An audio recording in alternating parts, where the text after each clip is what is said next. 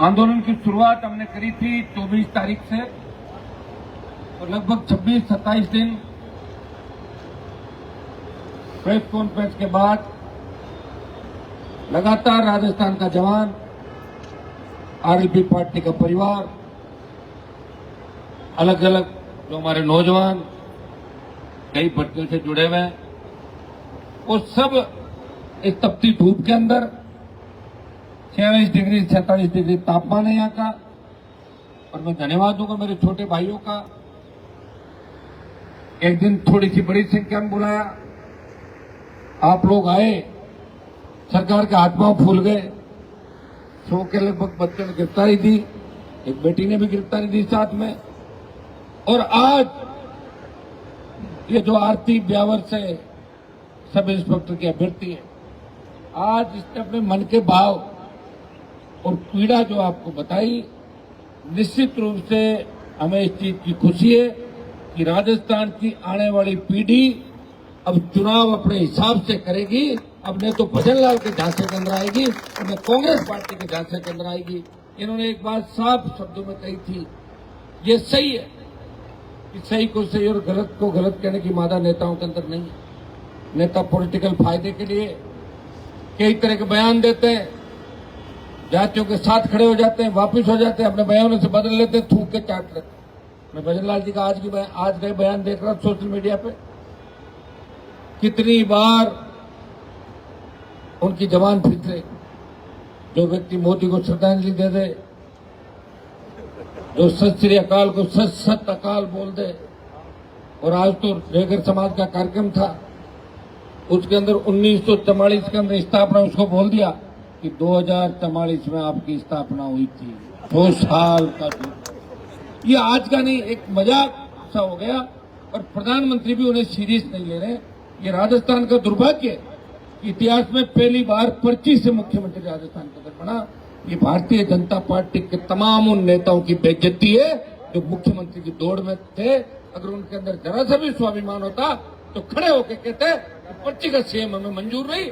जिस तरह मैंने भरी विधायक दल की बैठक में कहा था कि वसुंधरा भ्रष्टाचार की देवी है, मैं ठोकर मारता हूँ भारतीय जनता पार्टी के, वो दम भारतीय जनता पार्टी के नेताओं के अंदर नहीं है और नहीं कांग्रेस पार्टी के नेताओं के अंदर। भाइयों, पार्टी बना के लड़ना, लगातार आपके लिए संघर्ष करना, आर्थिक संसाधनों से जूझना, सबसे ज्यादा आज आवश्यकता की चीज सारी पार्टियां चंदा लेती है।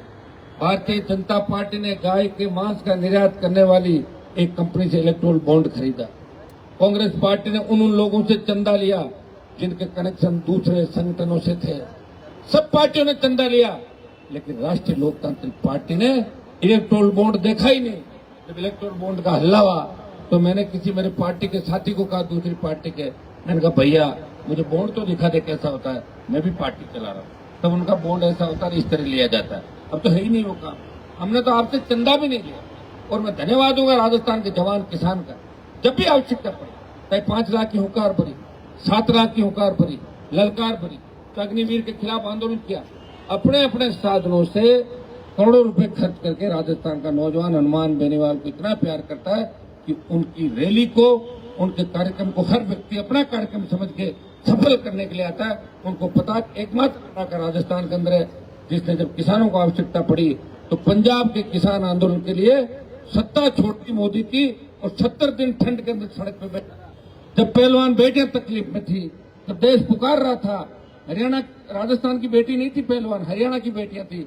लेकिन हरियाणा की बेटियों को न्याय दिलाने अगर देश का पहला सांसद वहां गया, नागौर का सांसद था, उसने उनको न्याय दिलाने के लिए प्रमुख भूमिका निभाई।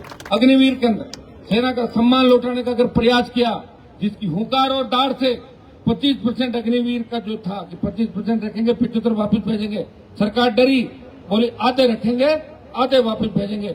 इस आंदोलन के बाद अगला आंदोलन सेना के सम्मान के अंदर पूरे देश भर में होगा। उसका नेतृत्व पंजाब नहीं राजस्थान का नौजवान करेगा। ये मैं आह्वान आपको करता हूं। भाइयों, डर गई सरकार, 5 तारीख हाईकोर्ट में गिड़गिड़ाई, 10 दिन का टाइम दो। 15 को बोली कि ऑपरेशन सिंदूर की वजह से व्यस्त हो गए। भजन लाल जी, आपका क्या रोल है ऑपरेशन सिंदूर में? आप गए थे कि लड़ने में बॉर्डर पर? जब मंत्री गए थे क्या कहा? तो डरे हुए थे आप, तो जयपुर शहर छोड़ के आपके मंत्री गांव में चले गए थे तो। अरे जयपुर में पता नहीं बम पड़ जाए, अपने गांव चलो चुपचाप, परिवार के साथ तो रहेंगे। कई लोगों को देखा मैं नेताओं को, जयपुर से सड़क गए थे जैसी मिसाइलें चल रही। आपने तो उसमें नहीं किया, लेकिन कोर्ट के अंदर आप लोगों को परेशान करना, गर्मी के अंदर, और हमारी ताकत को देखना। हमारी ताकत देखी नहीं आपने? ये हमारी ताकत का ही परिणाम है कि वसुंधरा को 7 समंदर पार भेज दिया, और इसलिए भजनलाल का अवतार हुआ राजस्थान में। हुआ कि नहीं हुआ? ये मेरी ताकत थी कि वसुंधरा, जिसके नाम का डंका बजता था, और मैं तमाम उन लोगों को कहना चाहूँ, उनके बड़े मार्शल कौम के मंत्री किस तरह वसुंधरा के सैंडल उठाने के लिए पीछे दौड़ते थे कि मैडम सैंडल उठाते हुए पहले किसको देखे, सर फिट जाते थे लोगों के अंदर, मैडम की सैंडल कौन ले। तो ये भी देखा हमने राजस्थान के। कुछ लोग मेरे पर आरोप लगाते, अरे अगर मैं जातिवाद करता तो मैं फिर पार्टी क्यों बनाता? पार्टी में टिकट दिए तमाम जातियों को, हर जाति के लिए लड़ाई भी लड़ी। पद्मावती का मामला आया, मेरा पूरा समाज खुद राजपूत समाज के साथ खड़ा था कि हमारे जो वीर इस धरती हुए, हमारी बहन बेटियां जिन्होंने जोर किया, जिनकी वजह से इतिहास जिंदा है, उनके खिलाफ कोई अनर्गल टिप्पणी नहीं करे। हनुमान बेनीवाल खड़ा था। ईडब्ल्यूएस आरक्षण, ब्राह्मण के बेटे को, राजपूत के बेटे को, कायस्थ के बेटे को, बने के बेटे को भी आर्थिक आधार पर आरक्षण दो। कोटा की छत्रियों का देख लो, 1000 उदाहरण बता दूंगा।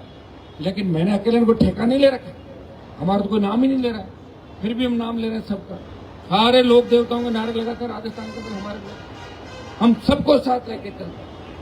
यहाँ शेड्यूल कास्ट, ओबीसी हमारे भाई सीधे साथ हैं, रैली में हमारा काम ले लेते हैं, वोट में काम ले लेते हैं, राज दूसरे लोग करते हैं। भाइयों, इस बात का ध्यान रखो, अगर हिम्मत है तुम लोगों के अंदर तो बीजेपी में हुंकार भरो, सीएम के दावेदार तो भाजपा में थे तुम लोग, बड़ो मुख्यमंत्री, मना कौन कर रहा तुम्हारे को? मेरी पार्टी में आओगे, टिकट मांगू दे दूंगा, मैं प्रचार भी करूंगा, लेकिन किसी व्यक्ति के बयानों को तोड़ मरोड़ के उस तरह जातीय जेर घोलने का प्रयास नेताओं का नहीं करना चाहिए। उनकी मानसिक स्थिति ठीक नहीं है, तो इस तरह की भाषा और इस तरह मेरे बयान को तोड़ मरोड़ के पेश करते हैं, और दूसरे लोग जो बोलते हैं उनके खिलाफ इतना कमेंट भी नहीं। इसका मतलब कहीं तकलीफ है लोगों को कि हनुमान बेनीवाल क्यों लड़ रहा राजस्थान में, ये भी कांग्रेस बीजेपी के साथ क्यों नहीं चला गया, ये तकलीफ है लोगों को, और बार बार ये इतिहास को छेड़ता है। मैंने ये कहा, लड़ाई लड़ी थी, महाराजा सूरजमल ने लड़ाई लड़ी, महाराणा प्रताप ने लड़ी, कुछ और लोगों ने लड़ ली होगी लड़ाई, लेकिन 1857 से लेके 1947 के बीच राजस्थान के नौजवानों ने भगत सिंह जैसी लड़ाई नहीं लड़ी। लड़ी तो बता दो मुझे, नाम बताओ उस नौजवान को। 1857 जब क्रांति का आगाज हुआ था, मई जून के अंदर, उससे लेकर 47 तक हम उनको ढूंढ रहे हैं। आज भगत सिंह का नारा लगता है इस देश की आजादी का आंदोलन में सबसे बड़ा। भगत सिंह, सुखदेव, राजगुरु, सुभाष चंद्र बोस, तात्या टोपे, मंगल पांडे कहाँ के थे भाई? मैं कोई राजस्थान के खिलाफ नहीं हूँ, मेरा जन्म भी यही हुआ है, लेकिन मुझे दुख इस बात का है कि मैं तुम्हारे लिए लड़ रहा हूँ, मंत्री पदों को ठोकर मार रहा हूँ, जान हथेली पे लेके चल रहा हूँ, तुम्हारा सम्मान देश के अंदर बढ़ा रहा हूँ, लेकिन वोट 8.5, 9.5 इस हिसाब से तो 200 साल लगेंगे आरएलपी को सरकार बनने में, तो 2-3 जन्म वापस लेके आएंगे, तब जाके राजस्थान के जवान सुधर जाएंगे। अरे कौन सी लड़ाई नहीं लड़ी मैंने तुम्हारे लिए, बताओ तो सही। हुंकार ललकार भरी, हर लड़ाई लड़ी, हर जाति की लड़ी, हर समाज की लड़ी, अन्याय के खिलाफ खड़ा मिला। ऐसा ही भर्ती विरोध कराने की मांग कर रहा हूं। क्या मेरे समाज के और विष्णोई समाज जो हमारे ही समाज से निकला, जाट समाज से पंथ बना, डीएनए का तो रिश्ता रहेगा कि नहीं रहेगा? ज्यादातर लड़के किनके इनके अंदर जो पकड़े जा रहे हैं, लड़ रहा हूं ना उनके खिलाफ कि गलत नहीं होना चाहिए। ऐसी दूसरे लोग क्यों नहीं कर रहे हैं बात? मैं एडी साहब को पूछ रहा था, तो वीके सिंह साहब आप पकड़ तो नहीं रहे हो, आपने जो लिस्ट जारी करी है तो 2-4 अपने वालों को भी कर देते हो। नजर तो आता कि पारदर्शिता के साथ काम हो रहा है। भाई देखी क्या तुमने लिस्ट, तो फिर अंदाज लगा लो इससे। मैं जातिवाद नहीं करता। इस प्रदेश के अंदर और देश के अंदर वो लोग जातिवाद करते हैं जो अंदर ही अंदर तीर चलाते हैं। हनुमान बेनीवाल के घर के दरवाजे हमेशा सबके लिए खुले हैं, जाति पूछ के काम नहीं करता। और मुझे ज्यादा कोई यहाँ क्लियरफाई करने की आवश्यकता नहीं है। मैं कैसे जीता हूँ, कैसे राजनीति में, वो सब आप लोग जानते हो। अगर मुझे एक आध बार कोई वोट दे दिए तो उससे 10 गुना ज्यादा वोट आपके नेताओं को मैंने जगह जगह दिलाए जाए, ये भी याद रखो। मेरे को एहसान नहीं है, मैं लड़ता हूँ, मेहनत की खाता हूँ। मैं वो व्यक्ति नहीं कि पड़ा पड़ा पार्टी टिकटों पे चुनाव जीतता हूँ। पार्टी बनाई और उसके बाद भारतीय आदिवासी पार्टी बनी और देश में संदेश गया कि अब राजस्थान के जवान लड़ाके हो गए। आने वाले समय के अंदर राजस्थान में कांग्रेस और बीजेपी की पार पड़नी मुश्किल है। और भाइयों 18 के अंदर आपने देखा होगा वोटिंग परसेंटेज, जब आरएलपी को 9.5 लाख वोट मिले तब कांग्रेस वेंटिलेटर पे थी और बीजेपी एकदम नजदीक थी। 23 में भी कोई बहुत बड़ा वोट इनको नहीं मिला, हमें समय नहीं मिला। छात्र संघ चुनाव के अंदर 1 महीना खराब कर दिया राजस्थान के जवानों ने। मेरे पास आए बच्चे, मैं यूनिवर्सिटी का अध्यक्ष था, मेरा प्रेम है आप लोगों से। भाई साहब कोई नहीं सुन रहा है, मुझे कोई ये कह देना कि कोई नहीं है तो मैं कहता रुक जा, मैं हूं, इसलिए मुझे नुकसान हो रहा है। 1 महीना फिर रथ लेके आए, रथ लेके घूमते रहे राजस्थान में, टिकट समय पे नहीं बांट पाए, व्यवस्थाएं नहीं हुई, इसलिए वोट तो 10 लाख आ गया, लेकिन विधायक कम आए। कम से कम 15-20 विधायक इस समय हमारे आने चाहिए, क्योंकि किसान आंदोलन में अगर सत्ता राजस्थान के किसी उत्तरी भारत के नौजवान ने छोड़ी तो नागौर का सांसद था। और देश में एक बात हमेशा चलती है, आप कहीं भी चले जाओ, राजस्थान और नागौर की चर्चा करोगे तो सांसद और मंत्री ये जरूर कहेंगे कि हनुमान लड़ाका है जिसने सत्ता को ठोकर मार के अपने समाज, किसान और प्रदेश का नाम देश के अंदर रोशन किया। इससे बड़ी बात क्या हो सकती है? काजल की कोठरी में रहते हुए मेरा थैला जो उठाते थे लोग, वो 3-3 बार कैबिनेट मंत्री बन गए। मैं तो नहीं बना, मुझे बनना ही नहीं। मैंने कहा मैं संतरी बन के सेवा करूंगा आपकी। अरे तभी तो लड़ा के मानेंगे लोग। राजस्थान में लड़े थे मेरे भाई, तो सौदे करके, समझौते करके, उनकी हिस्ट्री भी ऐसी रहेगी। और जो लड़े उनकी हिस्ट्री अलग तरीके से। मैं धन्यवाद देता हूं और राजस्थान के नौजवानों को आश्वस्त करता हूं कि 25 की रैली आर पार की ललकार हुंकार है, इसमें दिखा दो दिल्ली तक कि गर्मी के अंदर भी हम 1 लाख आ सकते हैं।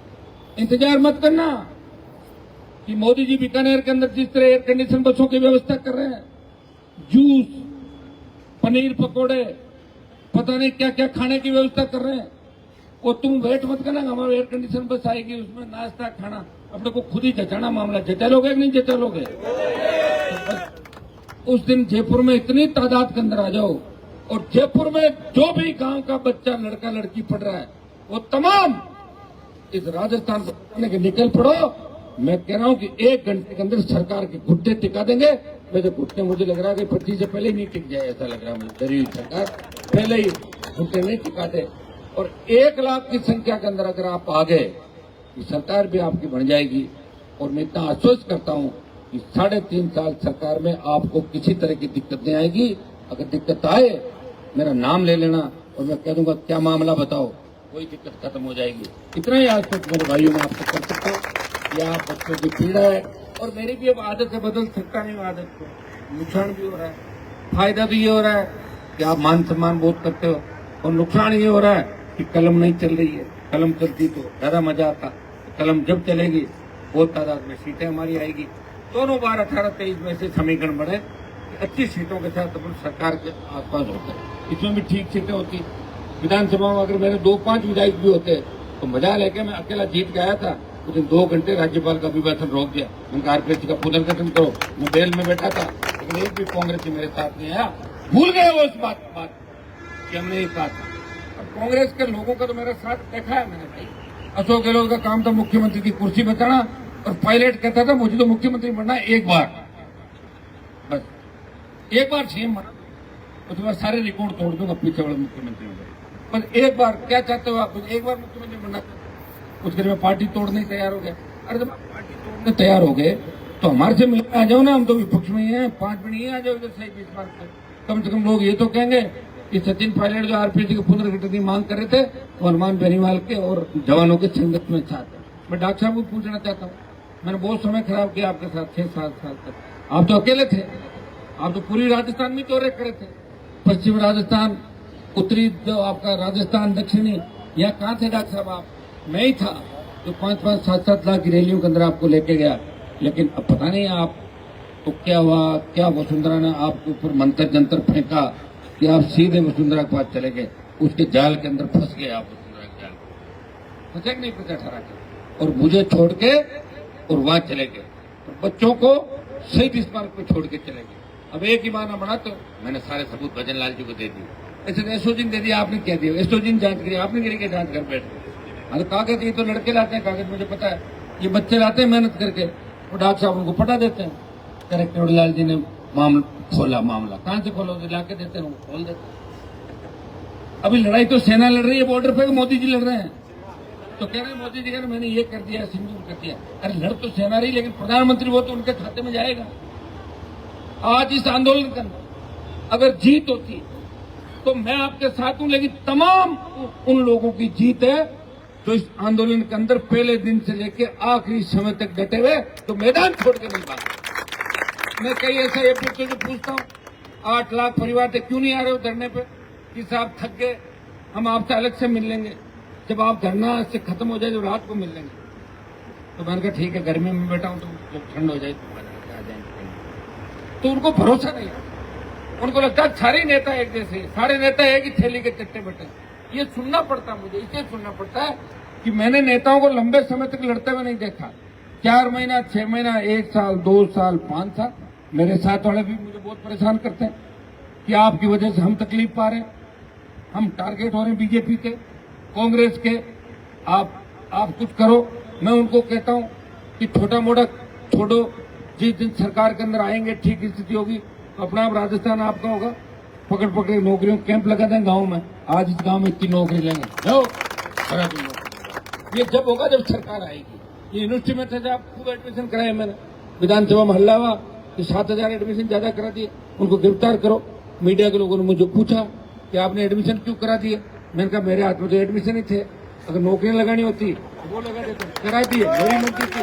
गाँव के लड़का लड़की आते थे और उसमें यूनिवर्सिटी का बड़ा क्रेज था। Maharani college, Maharaja college, Rajasthan college, commerce college, university campus, देश के लोग आते थे और हरियाणा के बच्चे आते थे। तो मैं उनको कहता कि अच्छा बताओ लॉ करके क्या करोगे, तुम्हारी परसेंटेज कितनी है? कि भाई जी परसेंटेज तो 45-46 ही है। तो फिर एक बार पर लॉ हो जाए, राजस्थान यूनिवर्सिटी से लॉ कर लें और एडमिशन लेते हैं, हमारा रिश्ता हो जाएगा। आर्मी में पढ़ रहा है तो वो हो गया एडमिशन, जाओ हो गए रिश्ते। इस देश के किसी कोने में जाता हूं तो वकील जरूर मेरे जानकार मिल जाते हैं कि साहब आपको तो याद नहीं होगा, आपने मेरा एडमिशन कराया था। और मेरे तो ऐसी धुन सवार थी, कई बार जो एडमिशन करा देते उन लड़कों को हम ढूंढते, अरे फीस जमा कराए, कागज तो लाओ, तो कह रहे वो तो नहीं, तो फीस अपनी जमा करा देते। जुनून था ऐसा, किया भाई, गलत नहीं किया। अरे एडमिशन हमारा अधिकार है भाई, गांव के बच्चों को हो गया तो क्या फर्क पड़ गया? 5 बजे अलग आरक्षण की व्यवस्था कराई, गांव का सरपंच और ग्राम सेवक से सिग्नेचर करा के ले आओ, 5% उसको महारानी कॉलेज में अलग मिलेगा, 5% लो कॉलेज में गांव का लड़का है। ये कोई व्यवस्था कर सकता है? ये 25-27 साल पहले की बातें बता रहा हूँ आप। अब तुम बहुत मजबूत हो गए, अब तो लाखों मेरे साथ हो। अब तो हर गांव ढाणी के अंदर झंडी मिल जाएगी RLP की, तो 1 मिले 2 मिले। उस वक्त में लड़ता था सरकारों से, और मुख्यमंत्रियों से लड़ने का मुझे शौक है, और प्रधानमंत्री से लड़के भी किसान और अग्निवीर के मामले में, पहलवान बेटे के मामले में आपको जीत आ गया। मुझे कोई सत्ता का शौक नहीं। मेरे हथियार, पासपोर्ट सब सरकारों ने जब्त कर लिए। क्या कर लिया सरकार ने? जिस दिन होगा हो जाएगा उस दिन। और ये आपको पता है जिसमें भगवान की कृपा होती है और जनता का आशीर्वाद होता है, और ये सर्व समाज का आशीर्वाद है। सब जातियों में अच्छे लोग हैं, किसी जाति में 100% अच्छे नहीं है। मैं मेरी जाति के लोगों से लड़ रहा हूँ। आप देखते नहीं क्या रोज किन के चुनाव हो रहे हैं, कौन कौन लड़ रहा है। और मैं तो अब जाति का छोड़ो, मेरे आसपास जो तैयार होके भाग रहे हैं उनसे ही लड़ रहा हूँ। आदमी से यही ट्रेनिंग लेते हैं, भाग जाते हैं, दूसरा झंडा पकड़ लेते हैं। लोग 5-7 हजार वोट डाल देते हैं और दूसरा वोट, विरोधी वोट तैयार होता है, निकल जाते हैं और बाहर जाकर वो कहते हैं ज्यादा लंबे नहीं चल पाएंगे। सही है, लेकिन एक बार तो पार्टी को कमजोर करने का काम करें भाइयों। 25 की लड़ाई हमारी आर पार की लड़ाई है। मीडिया के साथियों को धन्यवाद दूंगा, प्रिंट मीडिया, इलेक्ट्रॉनिक मीडिया, हमारे तमाम जितने भी चैनल, यूट्यूब और जितने हमारे मीडिया के साथी नए जिन्होंने लॉन्च किए, उन सबको भी धन्यवाद कि वो इस प्रदर्शन को बहुत बड़े रूप में दिखा रहे हैं। और आज कल में, और जब 25 तारीख आएगी तो देश का मीडिया दिखाएगा। और आज राजस्थान का जवान सोशल मीडिया साइट पे ट्रोल कर रहा मोदी को। याद करो प्रधानमंत्री जी, आपने कहा था कि मैं पेपर माफिया को पाताल से निकाल दूंगा, मैं उसकी कमर तोड़ दूंगा। तो कब तोड़ोगे कमर? बता तो दो। भजनलाल तोड़ेगा कि आप तोड़ोगे? आप आ रहे हो बीकानेर, कमर तोड़ के चले जाना। आप भजनलाल को ये तो कह दो कि RPC का पुनर्गठन, पेपर लीक की घटनाएं, ये जो अपराध, ये आतंक राजस्थान में महिलाओं के ऊपर जो अत्याचार हो रहा है, ये आपकी गवर्नमेंट लड़ रही थी, आप विपक्ष से लड़ रहे थे सड़कों पर। किस तरह फोटो के लिए लड़ते थे आपके नेता? मेरी फोटो खींचो, मेरी फोटो खींचो। मैं हूं गाड़ी के अंदर, देखो जाली में दिखता है ना कई बार आदमी जो गिरफ्तारी देता है, लड़ पड़ते थे, सर पिट गए अंदर कि मेरी पहले खींच, मेरी पहले खींच। किस तरह पागल हो गए थे आप लोग, और अब भूल गए सारे सारे कि हमारी सरकार बन गई, हमें कुछ काम भी करना है। हमने लोगों को पर गया मुकदमा दर्ज होना है भारतीय जनता पार्टी के तमाम नेताओं पर, जिन्होंने घोषणा पत्र के अंदर झूठी बात करके आपका वोट लिया, और कांग्रेस आराम से बैठी है। दादी नानी के नाम पर विधानसभा ठप। कभी कहते मैं जोशी को गलत पकड़ा, बिल्कुल पकड़ा दकड़ी चालू हो गई। 1-1.5 महीने में, हर 1 महीने बाद एक पकड़ा जाएगा, हर 2 महीने बाद फिर पकड़ा जाएगा। और पकड़ते पकड़ते मुझे लग रहा है कि कांग्रेस में नेता खाली हो जाएंगे। फिर कांग्रेस के कितने टुकड़े होंगे? 80 में से 2 कांग्रेस आई और कांग्रेस अर्स, और इस बार हो जाएंगे 3-4 टुकड़े कांग्रेस। इसे लड़ाई आपको ही लड़नी, इस चीज के लिए तैयार हो जाओ आप। अभी छोड़ो, एक एमएलए नहीं है, एक एमपी तो है आपका जो दिल्ली में बैठ रहा है, और जो इतना मजबूत है, इतना हौसला है कि देश के किसी भी कोने के अंदर अत्याचार अन्याय हो, मैं अकेला लड़ने के लिए चला जाऊंगा। मुझे हजारों लोगों के साथ लड़ने की आवश्यकता नहीं, और मैं मेरे तमाम भाइयों के लिए लड़ूंगा, तमाम वर्गों के लिए लड़ूंगा, अन्याय के खिलाफ लड़ूंगा, तो मैं न्याय दिलाऊंगा। और राजस्थान की सत्ता पे कब्जा करने के लिए तैयार हो जाओ भाइयों। राजस्थान का सिंहासन इंतजार कर रहा है, और एक बार अगर सिंहासन में बैठ गए, एक दिन के मुख्यमंत्री वाली मूवी देखी क्या आपने? हाँ, तो मैं समझ जाओ आप सारी तो भाग जाएंगे, कोई बचेगा ही नहीं। यहाँ तुम ही बचोगे सारे सारे। फर्जी खुद ही आके कहेगा मैंने इतना फर्जी वाला किया, सजा प्लीज कम करो। अपना कैंप लगे, आ जाओ, कितने सरेंडर कर रहे हो आज, आ जाओ। और मैं तो सीएम के अगर बगल में ही बैठ गया तो ही बहुत जरूरी नहीं, सीएम के बगल में बैठ गया तो भी तमाम माफिया बदमाश ठीक हो जाएंगे, और आप बच्चों का भविष्य सुरक्षित हो जाएगा। फिर किसी बहन बेटी की किलकारी नहीं गूंजेगी, कोई नौजवान बेरोजगार से तंग के आत्महत्या नहीं करेगा, किसी अबला के साथ अत्याचार नहीं होगा, और किसी किसान को कर्जे के बोझ के तले आत्महत्या नहीं करनी पड़ेगी। इतना विश्वास मैं मेरे भाइयों को दिलाता हूँ। आप हिम्मत रखें, हौसला रखें, और प्रत्येक नौजवान मेरे हर भाषण को सुनते हुए 25 की रैली के अंदर लाखों की तादाद के अंदर आना है। अगर उस दिन नहीं आए, मेरा कुछ नहीं बिगड़ेगा। मैं तो जितनी भीड़ होगी उसको बता दूंगा, हो गई भाई, आ गए हम लोग। घूम तो रहा हूं, नहीं हूं कहीं, यहीं से बोल रहा हूं आप लोगों को। मोदी के तो सारा मंत्रिमंडल घूम रहा है, ड्यूटी लगा दी, हर जिला से 5,000 लाएगा, और नहीं तो नरेगा वालों को भी ले, एक दिन 1,000 कर दो, 500 की सरकार है उनकी। लेकिन हमारे पास तो वो भी व्यवस्था नहीं, इसलिए हमारे जवानों ने खुद ही मोर्चा संभाल रखा है। चाहे बाइक से आओ, चाहे गाड़ी भर के लाओ, चाहे बस से आओ। वैसे ट्रेनें सारी अपनी है, चिंता मत करो, उनके अंदर भी बैठ के आ सकते हो आप लोग। तो दे देंगे, किराया दे देंगे, ट्रेन बिना टिकट नहीं बैठते, हमारे लोग टिकट लेते हैं बच्चे, व्यवस्था भी करा देंगे। तो आप सबको उस दिन आना है, और प्रधानमंत्री को भी बताना है कि आने वाले समय का राजस्थान हमारा है। इस राजस्थान के सिंहासन पर कब्जा राजस्थान का नौजवान करेगा, और फर्जी नेताओं की दुकानदारी बंद करेंगे, जो लोगों को बरगलाते ठगते हैं और वक्त पड़ने पे भाग जाते हैं। मेरा विधानसभा का संघर्ष देखना, अकेला 15 साल तक विधानसभा के अंदर अकेला लड़ता था, और लोकसभा के अंदर भी अकेला लड़ रहा हूँ। देख रहे मेरे साथ 20 MP थोड़ी है, अकेला ही लड़ता हूँ। मुझे पता है कि मेरे साथ देश के, राजस्थान के लाखों जवान हैं, और हर जाति के जवान हैं। भाइयों, हनुमान बेनीवाल उसी ताकत और हौसले के साथ आपकी आवाज को उठाता है, वो राजस्थान की आवाज बढ़ के बोलता है। वो कहता है कि राजस्थान को विशेष राज्य का दर्जा मिले, मेरे किसान भाइयों का कर्जा माफ हो, सशक्त लोकायुक्त, रोजगार, बेरोजगारी भत्ता, हर खेत को सिंचाई का पानी, बेमुक्त अपराध मुक्त राजस्थान, और नए राजस्थान के निर्माण की बात करता है। और नए राजस्थान का निर्माण करके ही हम दम लेंगे। इस लड़ाई को जीतने के बाद अग्निवीर जो देश की बड़ी लड़ाई है, उसकी तरफ अपन कूच करेंगे, और उसके बाद अपने आप सारे मामले ठीक हो जाएंगे। बहुत बहुत आपको धन्यवाद कि आप लगातार करते रहे। धन्यवाद। जय